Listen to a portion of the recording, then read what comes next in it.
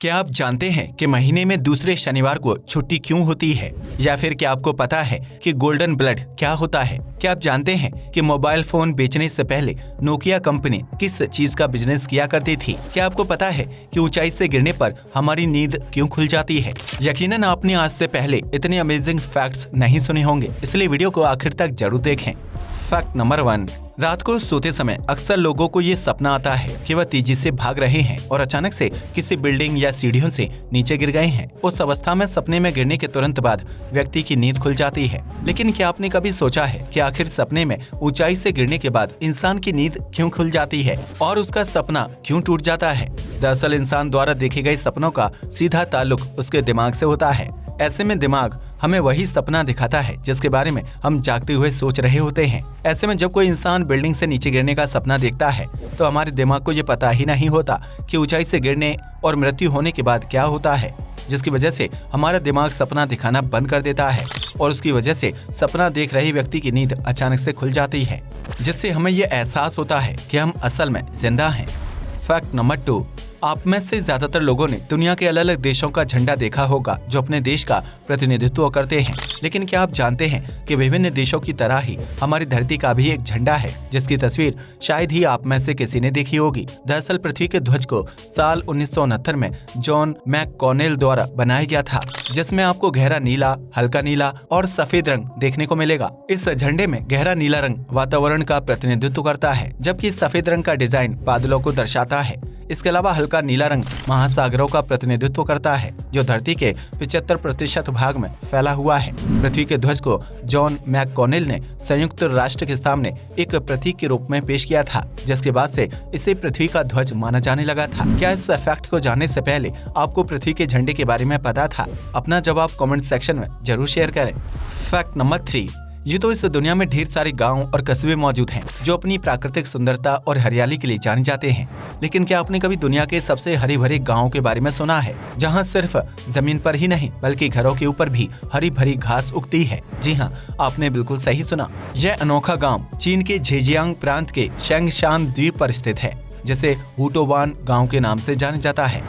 इस गांव में 500 से ज्यादा घर और इमारतें मौजूद हैं, जिनकी दीवारों और छतों पर हरी भरी घास उगाई है। दरअसल हुटोवान गांव में अब लोग नहीं रहते हैं, जिसकी वजह से यह गांव पूरी तरह से वीरान हो चुका है और प्रकृति ने इस गांव के हर घर को अपनी गोद में समेट लिया है।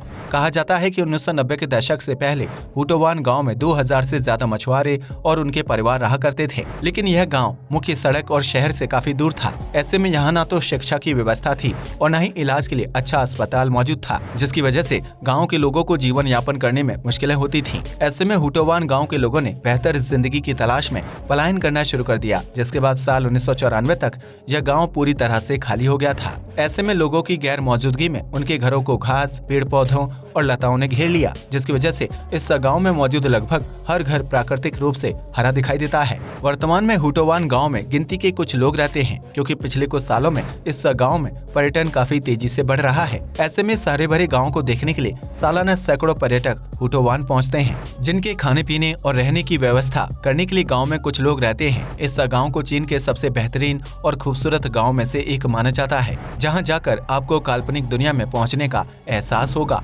फैक्ट नंबर 4, भारत में शादी के दौरान दुल्हन को लाल या चटकदार रंग के कपड़े पहनाकर विदा किया जाता है, जो उसके सुहागन होने की निशानी होता है। लेकिन मध्य प्रदेश के मंडला शहर में रहने वाले गोंडी आदिवासी समुदाय के लोग शादी के दिन दुल्हन को लाल नहीं बल्कि सफेद जोड़े में विदा करते हैं, जबकि इस समुदाय के लोग लड़की के घर सिर्फ 4 फेरे लेते हैं और बाकी के 3 फेरे विदाई के बाद लड़के के घर में लिए जाते हैं। दरअसल गोंडी समुदाय के लोग सफेद रंग को पवित्र मानते हैं, क्योंकि यह शांति का प्रतीक होता है। ऐसे में इस समुदाय के लोग हर जश्न, खुशी या शादी के मौके पर सफेद रंग के कपड़े पहनना पसंद करते हैं, ताकि हर किसी के जीवन में शांति बनी रहे। इस समुदाय के लोगों का रहन सहन और शादी से जुड़े रीति रिवाज बहुत ही अलग है, जिसकी वजह से यहाँ की शादियाँ काफी अनोखी मानी जाती हैं। आपको बता दें कि गोंडी समुदाय के लोग अन्य समुदायों के लोगों से बिल्कुल अलग होते हैं, क्योंकि इस समुदाय में शराब पीना बिल्कुल वर्जित है। ऐसे में अगर कोई व्यक्ति शराब पीता है तो उसे समुदाय से अलग कर दिया जाता है।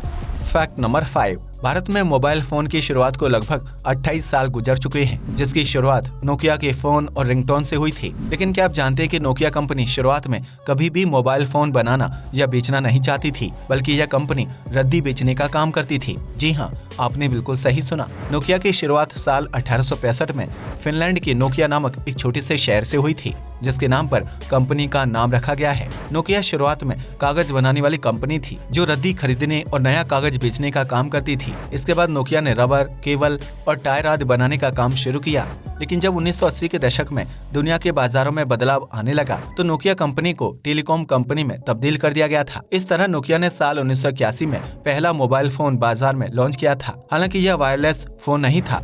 इसके बाद नोकिया 1990 के दशक में पहला वायरलेस फोन लेकर आई, जिसके बाद साल 1994 में नोकिया ने भारत में अपने बिजनेस की शुरुआत की और देखते ही देखते लोग नोकिया के मोबाइल फोन के दीवाने हो गए थे। फैक्ट नंबर 6, भारत समेत दुनिया भर के अलग अलग देशों में शादी को लेकर विभिन्न प्रकार के रीति रिवाज निभाए जाते हैं, जो दूल्हा दुल्हन के आने वाले बेहतर जीवन के लिए बने होते हैं।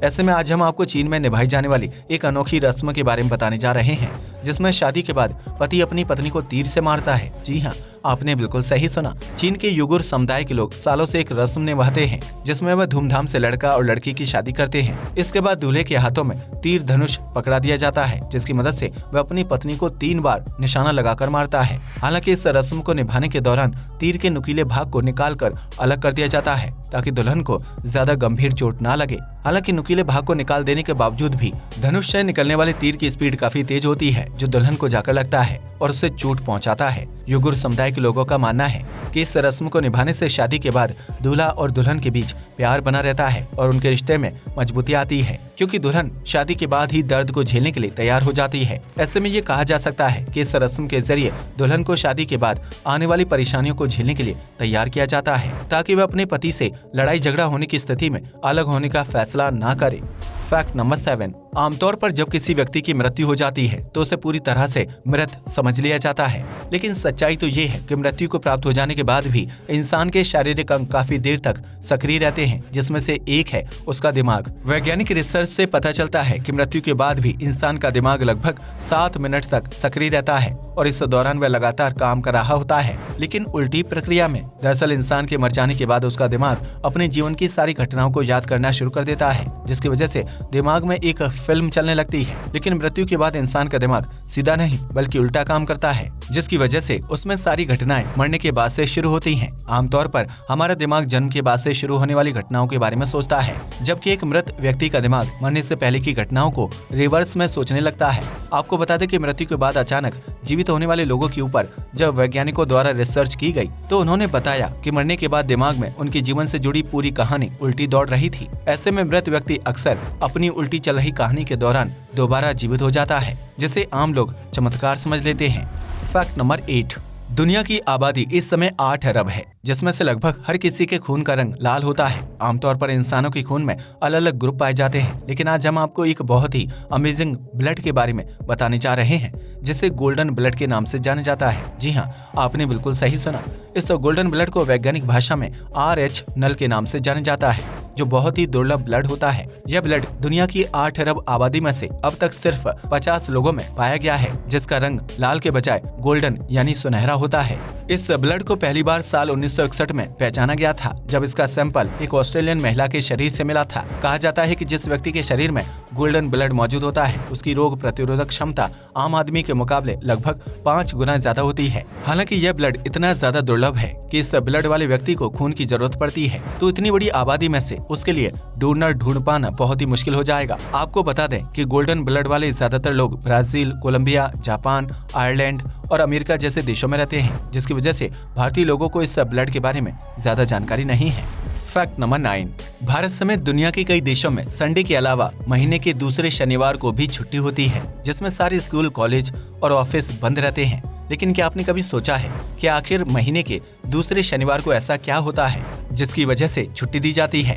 अगर नहीं तो हम आपको बता दें कि दूसरे शनिवार की छुट्टी का सीधा ताल्लुक बाइबल से है, जिसमें ये बताया जाता है कि हमारी पृथ्वी 6 दिन में बनकर तैयार हुई थी। ऐसे में 6 दिन बाद दूसरा शनिवार आ गया था, जो पृथ्वी के निर्माण के बाद पूजा पाठ और आराम करने का दिन था। ऐसे में प्राचीन काल में कई देशों में महीने के दूसरे शनिवार को पृथ्वी के जन्म के जश्न के रूप में मनाया जाता था, जिसके लिए हर किसी को उनके काम से छुट्टी दे दी जाती थी। प्राचीन मिस्र में भी महीने के दूसरे शनिवार को छुट्टी की तरह मनाया जाता था, जबकि ईसाई धर्म के लोग भी शनिवार को पवित्र मानते थे। इस तरह से पुराने जमाने से ही महीने के दूसरे शनिवार को आराम का दिन माना जाता था, जिसके लिए हर किसी को छुट्टी दे दी जाती थी। यही मान्यता साल दर साल आगे बढ़ती रही और जब विदेशी कंपनियां भारत में कारोबार करने लगी तो उन्होंने अपने कर्मचारियों को दूसरे शनिवार के दिन छुट्टी देना शुरू कर दिया। इस तरह से ये प्रचलन भारत में भी फेमस हो गया, जिसके बाद स्कूल और कॉलेज में भी महीने के दूसरे शनिवार को छुट्टी का दिन घोषित कर दिया गया था। हालांकि भारत की कई कंपनियों में दूसरे शनिवार के दिन छुट्टी नहीं दी जाती है, क्योंकि यह मान्यता विदेशी कंपनियों की होती है। आज के लिए बस इतना ही। वीडियो पसंद आया हो तो इसे लाइक और शेयर करें। जय हिंद दोस्तों।